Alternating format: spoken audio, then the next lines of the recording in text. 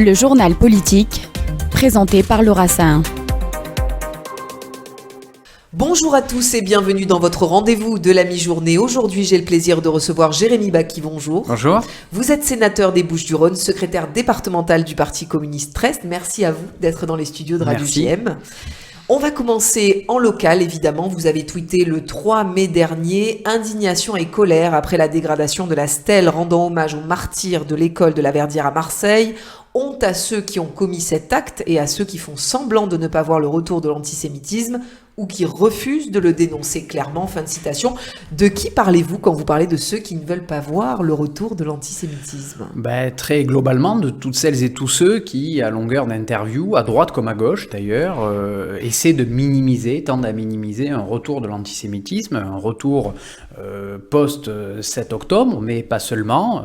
On sent bien que dans la société, il y a une forme d'antisémitisme latent, et de manière assez dramatique, y compris on voit comment des gens glissent progressivement sous couvert de contexte international, d'une forme de débat d'idées à une forme finalement répréhensible, qui n'est plus de l'ordre du débat d'idées, mais qui sombre progressivement dans l'antisémitisme.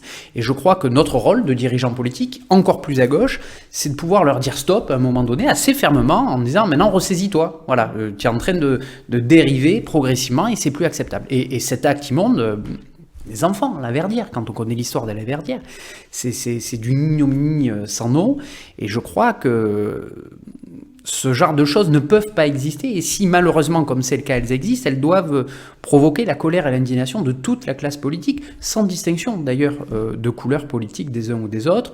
Chaque année, je me rends aux commémorations de la Verdière, c'est des moments très douloureux, très lourds, et j'ai du mal à imaginer qu'un être humain soit capable de faire ça. Voilà, je vous le livre comme je le pense. Alors, le présumé coupable de cet acte de vandalisme pris en flagrant délit a été libéré. Le parquet a fait appel de cette décision. Votre réaction ? Je ne commande pas des décisions de justice, mais je crois que mon propos introductif en dit long sur ce que je pense de la nature des individus qui sont capables de faire ça. Autre sujet de préoccupation à Marseille, le narcotrafic. Vous vous êtes exprimé plusieurs fois depuis ces dernières semaines. Il manque selon vous un gros travail, notamment sur le volet préventif de ces trafics et bien sûr un budget qui n'est selon vous pas à la hauteur pour lutter contre ce fléau. Oui, j'ai fait partie des premiers d'ailleurs à alerter sur ce sujet. J'avais lancé un appel qui avait rassemblé plusieurs milliers, voire dizaines de milliers de signatures il y a 1 an et demi pour appeler à une loi contre les narcotrafics. Avec mes collègues Marie-Arlette Carlotti et Guy Benaroche, nous avions interpellé le président Larcher du Sénat pour qu'il y ait une commission d'enquête sur les narcotrafics, ce qui a eu lieu, une commission d'enquête transpartisane, qui a débouché sur le texte de loi que nous avons connu et que nous avons voté, nous, le groupe communiste, une loi qui a été adoptée. C'est une loi qui, de mon point de vue, a des avancées majeures en matière notamment de parquets dédiés au narcotrafic, de moyens pour lutter efficacement contre ces bandes mafieuses qui sont aujourd'hui des bandes mafieuses. On n'est plus sur du trafic de quartier, de bandes de jeunes, etc. On est sur une organisation internationale. Donc ça, c'est plutôt une bonne chose. Or, aujourd'hui, dans ce texte qui avait une vocation plutôt répressive, disons-le, il manque l'autre pendant qui est le volet prévention. Quand vous avez 60 000 consommateurs réguliers de cocaïne en 2009, que vous passez à 600 000 en 2020, puis à 1 million en 2024 consommateurs réguliers de cocaïne, on se rend compte que c'est pas qu'un problème de trafic, il y a un problème de santé publique, de prévention, d'accompagnement aux soins, et je crois que cela nécessite des moyens. Sur la question de l'investigation, pareil, on a la police judiciaire qui a vu ses moyens fondre et en même temps on demande à la police de faire des enquêtes pour remonter les filières et assécher les réseaux à leur source. Donc il ne faudrait pas que cette loi soit qu'une loi d'affichage, qu'une loi de communication. Il faudrait pour le coup que cette loi ait les moyens d'être appliquée dans l'ensemble évidemment de ces dimensions, mais aussi qu'on travaille sur les autres dimensions, celles que j'évoquais précédemment, à savoir la prévention, l'accompagnement aux soins et tous ces enjeux-là. Donc vous demandez clairement plus de moyens finalement, malgré ce qui est entrepris, parce qu'on a quand même beaucoup de visites à Marseille, les premiers ministres, les ministres de l'Intérieur qui défilent au fur et à mesure des nominations de gouvernement, et à chaque fois, effectivement, on a l'impression qu'on est aussi un peu dans des plans de communication, où Marseille est un peu la vitrine du narcotrafic malheureusement. Vous voulez aller vraiment sur un sujet de fond aussi important qui touche autant de citoyens à Marseille. Clairement, parce que je crois qu'il faut qu'on arrive à avoir une loi de la même importance sur l'autre volet, sur le volet préventif, en même temps qu'on l'a eu sur le volet sécurité. Et je l'ai voté et je l'ai appelé de mes voeux, donc il n'y a pas de polémique là-dessus, au contraire. Mais je crois que si on veut arrêter de faire de la communication et être véritablement efficace, il faut qu'on travaille là-dessus. Je vous donne un exemple.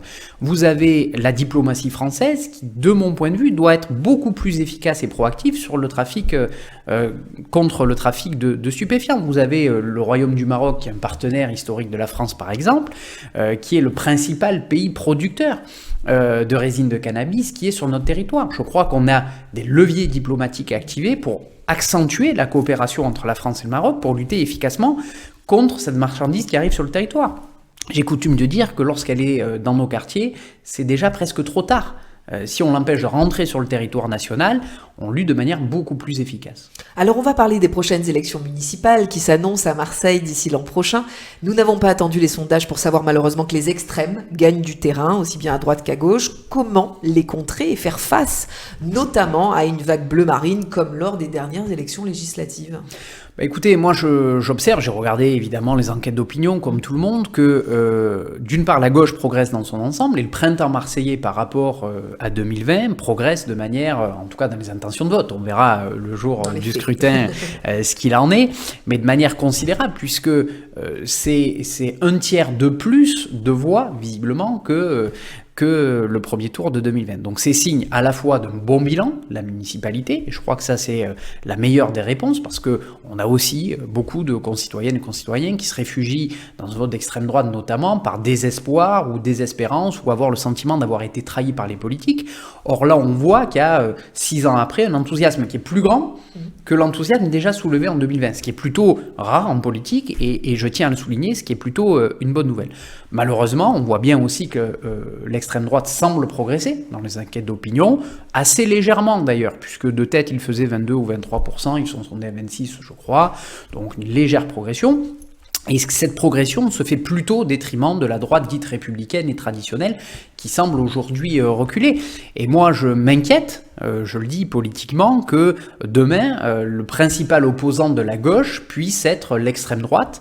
Je crois que nous avons besoin dans un pays comme le nôtre d'équilibre, de débat d'idées, de respect, parfois d'engueulade, disons-le. Mais je m'inquiète de la faiblesse du score de la droite républicaine aujourd'hui. Il restera un an, évidemment, pour reprendre des forces. Mais je crois que c'est dangereux. Ceux qui pourraient faire le calcul à gauche d'avoir comme adversaire l'extrême droite parce que c'est plus confortable, c'est plus ci, c'est plus là, c'est peut-être vrai à très court terme, mais c'est extrêmement dangereux pour notre ville et pour notre pays à moyen et à long terme. Et ça, je m'y refuse. Donc vous êtes plutôt confiant sur les prochaines élections. L'alliance des gauches pourrait perpétuer ce règne de la gauche. Écoutez, en tout cas, le périmètre du printemps marseillais tel qu'il est aujourd'hui, il semble plutôt fonctionner dans la gestion municipale, plébiscité par les Marseillaises et les Marseillais à chaque enquête d'opinion, y compris qualitative, sur la perception qu'ils ont de l'évolution sur les écoles, les transports, sur un certain nombre de sujets structurants de la vie des Marseillaises et des Marseillais. Et donc, on a toutes les raisons d'espérer, mais ça ne veut pas dire qu'il faut se reposer sur nos lauriers. Ce qui avait fait notre force en 2020, c'est qu'on avait incarné une vision pour Marseille à moyen et à long terme. Et je crois que la difficulté, lorsqu'on se représente à sa propre succession, c'est de pouvoir aussi incarner à nouveau l'espoir, ce que nous semblons malgré tout réussir à faire pour les 6 ans à venir. Et je crois que ça va être le défi de la gauche et du printemps marseillais dans les semaines et les mois à venir. Fabien Roussel, le secrétaire national du Parti communiste, définit la France insoumise de secte sous emprise d'un couple, Jean-Luc Mélenchon et sa compagne Sophie Chikirou. Est-ce que vous êtes en accord avec lui ? Écoutez, je connais sûrement moins Jean-Luc Mélenchon et Sophia Chikirou que Fabien Roussel. En tout cas, moi, je suis un homme de parti. Et un homme de parti, ça veut dire 2 choses. Ça veut dire qu'on a le respect de la démocratie interne, ses militants, de son organisation, et que on a à chaque prise de décision une intervention de nos adhérentes et de nos adhérents. La France Insoumise a fait un autre choix. C'est un mouvement qui qualifient eux-mêmes de mouvement gazeux. Et donc moi, j'estime, en tant qu'observateur extérieur, mais je ne suis pas militant insoumis, donc c'est leur mode d'organisation, ça ne me regarde pas, mais j'estime que les mouvements gazeux ont une forme qui est la forme la moins démocratique qu'il soit, puisque comme il n'y a pas d'instance intermédiaire, de corps intermédiaire, le lieu d'élaboration de prise des décisions est souvent nébuleux ou très caporalisé, que ce soit au niveau national ou au niveau des instances régionales ou départementales en fonction des organisations. C'est pas ma culture politique. Certains ont fait le choix que ça soit la leur, dont acte, mais moi j'estime, ça sera un scoop pour personne, que la démocratie interne est quelque chose de beaucoup plus efficace sur la durée, parce qu'on a besoin de rassembler, on a besoin de prendre des décisions partagées, on a besoin d'éviter de brutaliser, et je crois que notre mode de fonctionnement est plus vertueux, même si la tentation de certains d'avoir des mouvements, parce qu'on a le sentiment d'aller plus vite, beaucoup plus rapidement, et c'est peut-être vrai, en tout cas les résultats électoraux ont montré cela, mais je crois que sur la durée, à moyen et à long terme, ce sont des mouvements extrêmement éphémères et qui sont capables de disparaître aussi vite qu'ils sont apparus. Voilà. À l'international, la guerre se poursuit au Proche-Orient. Malheureusement, des otages sont toujours entre les mains du Hamas. Benyamin Netanyahou prévoit un déploiement de Tsahal de manière encore plus importante à Gaza. En tant que sénateur français, quelle est votre position ? Est-ce que la guerre doit-elle s'arrêter ? Et la paix est-elle réellement possible ? Vous vous êtes exprimé notamment pour la reconnaissance d'un État palestinien. Oui, moi j'ai jamais changé de discours depuis le 7 octobre et même avant. D'ailleurs, je crois qu'on a plusieurs urgences. La première urgence, c'est la libération des otages, bien évidemment. Et je crois que l'initiative de Netanyahou fait peser probablement de lourdes conséquences sur le sort des otages. Et d'ailleurs, j'ai vu les réactions des familles d'otages en Israël qui s'inquiètent vivement, et à juste titre de cela. Je crois qu'il faut, dans l'immédiat, à minima, un cessez-le-feu pour empêcher toute population civile, quelle qu'elle soit d'ailleurs, d'être encore plus durement impactée. La trêve humanitaire doit être imposée. On voit bien ce qui se passe aujourd'hui dans la bande de Gaza et les drames humains qui sont en cours. Mais ce que je déplore dans l'analyse internationale de la situation en Israël aujourd'hui, c'est que peu de discours de dirigeants politiques européens, internationaux, ont un discours sur l'après. Comment on arrive à reconstruire la paix, comment on arrive à faire en sorte que le peuple israélien puisse vivre en sécurité aux côtés d'un peuple palestinien souverain, débarrassé du Hamas, et développer y compris des coopérations régionales. Je suis peut-être utopiste en disant ça, mais je crois qu'il faut qu'on se batte pour qu'on puisse aboutir à une solution. Et je crois que la solution à deux États est une solution qui permettrait d'envoyer un premier signal assez fort, mais je crois que ça peut exister que si nous, Français, et je dis Français, mais Européens plus largement, on est capable aussi de tisser des passerelles entre toutes celles et tous ceux qui, en Israël, mais aussi en Palestine, ont ardemment besoin et envie de construire la paix. Débarrasser du Hamas d'un côté, débarrasser des logiques de guerre de l'autre, et comment on arrive à faire en sorte que ces gens arrivent à se parler. Et c'est très compliqué, et pour être en lien avec les deux parties, si j'ose m'exprimer ainsi, je mesure bien les freins parfois et la difficulté que c'est là-bas, mais ils existent, mais évidemment, mais je crois que sur un territoire comme le nôtre, assez éloigné malgré tout, géographiquement, je ne parle pas affectivement, mais des conflits, on a cette capacité d'organiser des débats, des rencontres, des passerelles, et je crois que la paix s'en trouvera grandie. Dit comme ça pourrait paraître un peu bisounours, mais je crois que c'est la mère des combats. Voilà. Je crois que c'est véritablement ça qui doit nous animer, et encore une fois, quelle que soit notre opinion politique ou notre bord politique. Mais Emmanuel Macron, d'ailleurs, le président de la République, s'est exprimé et a émis l'hypothèse de pouvoir reconnaître un État palestinien d'ici, en France. Effectivement, je trouve que ça va dans le bon sens, je m'en réjouis, à condition que l'on accompagne évidemment de cette reconnaissance, non pas d'une exacerbation, mais je sais que le président de la République n'est pas là-dessus, de tensions nationalistes ou revendicatives. L'idée, c'est de dire il faut reconnaître pour pouvoir mettre deux interlocuteurs côte à côte et travailler à une solution de paix durable, parce que autant il y a, je crois, une majorité d'Israéliens et de Palestiniens qui ont intérêt à une paix durable, et je pense que des deux côtés, il y a une minorité très minime, mais qui ont intérêt à la poursuite des conflits. Et donc le sujet, c'est comment on arrive à isoler de part et d'autre ceux qui ont intérêt à la poursuite des conflits pour qu'enfin on arrive à vivre en paix côte à côte et durablement sur ce territoire. Des députés socialistes qui sont actuellement à Jérusalem dans le cadre d'une convention pour la paix ont appelé ce week-end dans une tribune à évidemment la naissance d'un État palestinien. Finalement, vous êtes pas mal de politiques en France à émettre cette idée et pouvoir la faire germer aussi pour que la paix arrive enfin. Oui, parce que je crois que c'est aussi la condition, c'est pas la seule bien évidemment, mais c'est aussi la condition à terme que le peuple israélien puisse vivre en sécurité sur son territoire. Et je crois qu'il faut qu'on fasse ce premier pas, et je dis c'est pas le seul bien évidemment, pour ouvrir la voie à une nouvelle phase qui permettent justement la coexistence. Et je le dis, même à terme, une coopération étroite entre ces deux États, si demain deux États venaient à voir le jour. On va rester sur un sujet international. Vous vous êtes exprimé récemment sur X, encore une fois, et peu l'ont fait sur les tensions qui existent entre l'Inde et le Pakistan. Pourquoi, selon vous, il y a si peu d'écho alors qu'il s'agit de puissances majeures? On le rappelle, alors vous êtes sénateur français, vous regardez beaucoup ce qui se passe à l'international, mais c'est vrai que ce qui se passe est extrêmement grave. Alors il y a un cessez-le-feu entre les deux pays, mais c'était important pour vous d'en parler. Oui, parce que j'ai le sentiment qu'on a souvent ce réflexe, au plus c'est loin, au moins on en parle, c'est une réalité, c'est vrai pour les catastrophes naturelles, c'est vrai pour les catastrophes politiques ou militaires également, mais là on a face à nous deux géants qui possèdent l'arme nucléaire, hein, disons-le au passage, qui en 48 heures, 72 heures ont été capables d'une escalade à la fois verbale mais aussi militaire, rarement vu. En termes diplomatiques, d'habitude ça prend plusieurs semaines, plusieurs mois, et donc on a des émissaires de chaque camp qui de manière très officieuse discutent les uns avec les autres.